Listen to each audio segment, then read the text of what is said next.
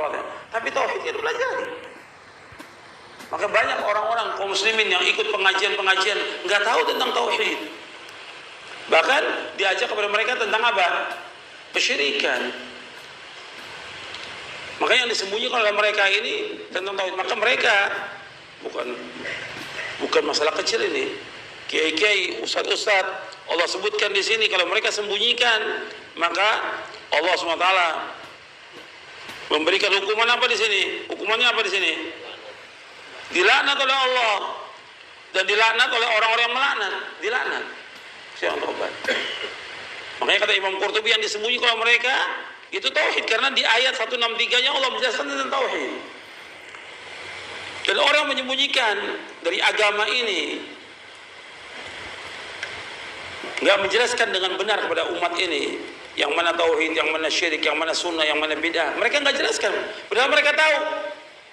Maka untuk mereka itu kata Allah, mereka membeli dunia ini dengan harga yang sedikit. Dia jual akhirat mereka. Kenapa mereka nggak jelaskan kepada umat? Mereka nggak jelaskan karena kalau dijelaskan nanti umatnya ini akan kabur, atau dia nggak mendapatkan apa? Nggak mendapatkan apa? Uang. Kalau dijelaskan ini perbuatan ini bid'ah, perbuatan ini bid'ah, nggak dapat duit dia. Iya atau tidak?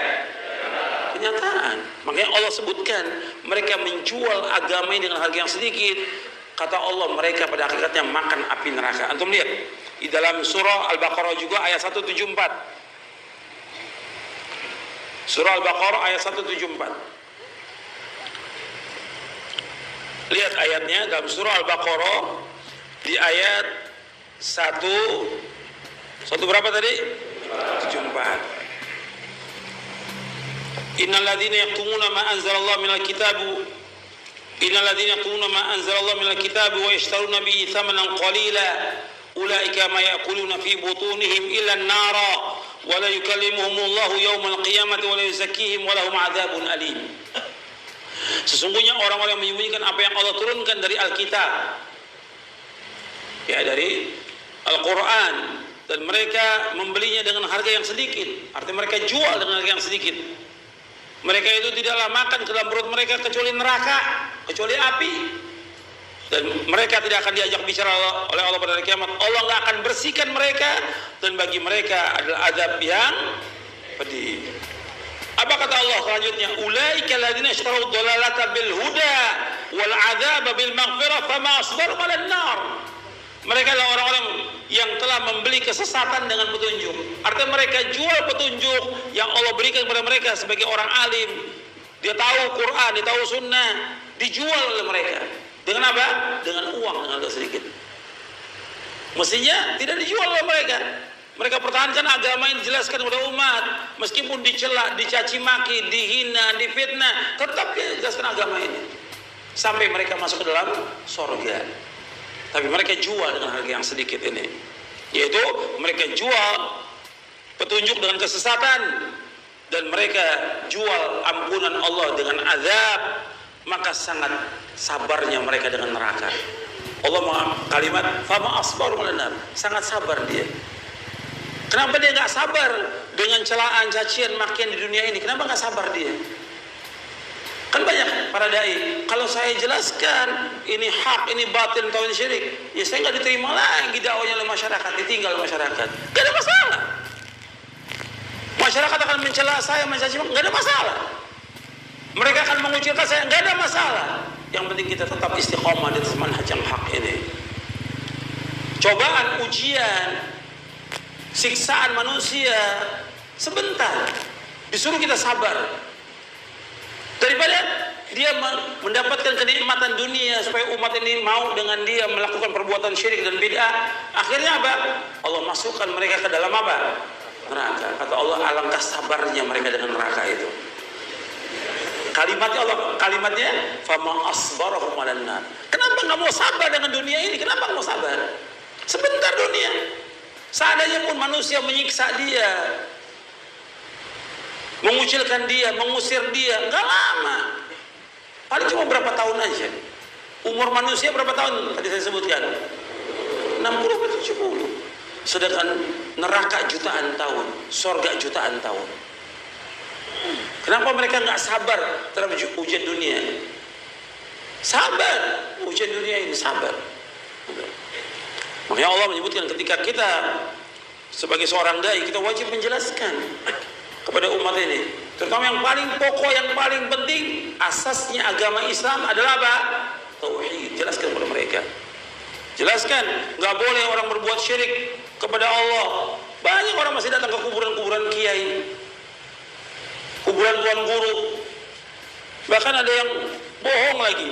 Di kuburan tuan guru itu keluar keran air Zam-Zam. Dari mana air Zam-Zam? Wah, masyarakat karena awam, bodoh, beli aja Zam-Zam. Mana ada di Indonesia Zam-Zam? Zam-Zam sumurnya cuma satu, ada di Mekah aja, nggak ada yang lain. Udah. Kok bisa di Kalimantan ada Zam-Zam? Ada sumur Zam-Zam. Ini kan bohong. Ini kadzab, ini tukang dusta. Dan ini orang ditipu dan harus bayar, beli dan segala macam. Kemudian datang ke kuburannya itu keramat. Kalau kita datang ke kuburannya, itu nanti semua rezeki akan diberikan, semua usaha akan dimudahkan, jabatan dikasih. Makanya para pejabat mau pilkada datang dulu ke kuburan-kuburan itu. Ini perbuatan syirik. Bagaimana mau memimpin Indonesia orang syirik seperti ini? Ini syirkun akbar, memalingkan ibadah kepada selain Allah. Syirik akbar. Hukumannya Allah nggak akan ampuni dosanya, Allah akan hapuskan amalnya semuanya. Dan Allah mengatakan orang berbuat syirik tempatnya di mana? Neraka. Innahu may yusyrik billah faqad harramallahu 'alaihi al-jannah wa ma'wahu an-nar wa ma lidh-dhalimin min ansar. Kata Allah, sesungguhnya yang berbuat syirik kepada Allah diharamkan bagi dia surga. Allah yang mengatakan demikian dalam Al-Quran. Tempat tinggalnya neraka selama-lamanya dia, dan tidak ada penolong. Makanya harus kita jelaskan kepada umat tentang tauhid ini, jelaskan. Banyak orang dibawa dalam perbuatan syirik. Tauhid ini penting dan ini asas syarat diterimanya seluruh amal kita. Tauhid Allah. Makanya Nabi siang malam mendakwakan dakwah ini. Sampai Nabi mengatakan, qulu la ilaha illallah tuflihu. Ucapkan la ilaha illallah, kamu akan bahagia. Akan bahagia, akan menang. Orang-orang musyrikin Mekah tahu nggak tentang mana la ilaha illallah? Tahu, maka mereka nggak mau ucapkan kalimat ini. Nggak mau. Sampai Allah katakan, wa idza qila la ilaha illallah yastakbirun. Kalau dia katakan la ilaha illallah, mereka sombong, nggak mau.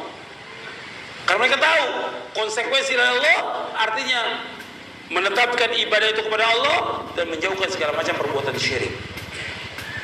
Makanya Syekh Abdurrahman bin Nasir As-Sa'di menjelaskan di sini, antum lihat tentang makna ayat wa ilahukum ilahu wahid la ilaha illa huwa rahmanur rahim. Dan Rabb kamulah Allah yang esa, tidak ada ilah yang berhak dengan benar melainkan hanya Allah, Allah yang Maha Pemurah dan Allah yang Maha Penyayang. Syekh Al-Allamah Abdurrahman bin Nasir As-Sa'di rahimahullah mengatakan bahwasanya Allah itu tunggal zatnya, nama-nama, sifat-sifat dan perbuatannya. Tidak sekutu bagi Allah, baik dalam zatnya, nama-nama dan sifat-sifatnya. Tidak ada yang sama dengan Allah, tidak ada yang sebanding dengan Allah, tidak ada yang setara dengan Allah, dan tidak ada sekutu bagi Allah Taala. Tidak ada yang menciptakan dan mengatur alam semesta kecuali hanya Allah. Apabila demikian, maka Allah adalah satu-satunya yang berhak untuk diibadahi, dan Allah tidak boleh disekutukan dengan seorang pun dari makhluknya. Dalam tafsir Taisiru Qayyumur Rahman fi Tafsiri Kalamil Mannan.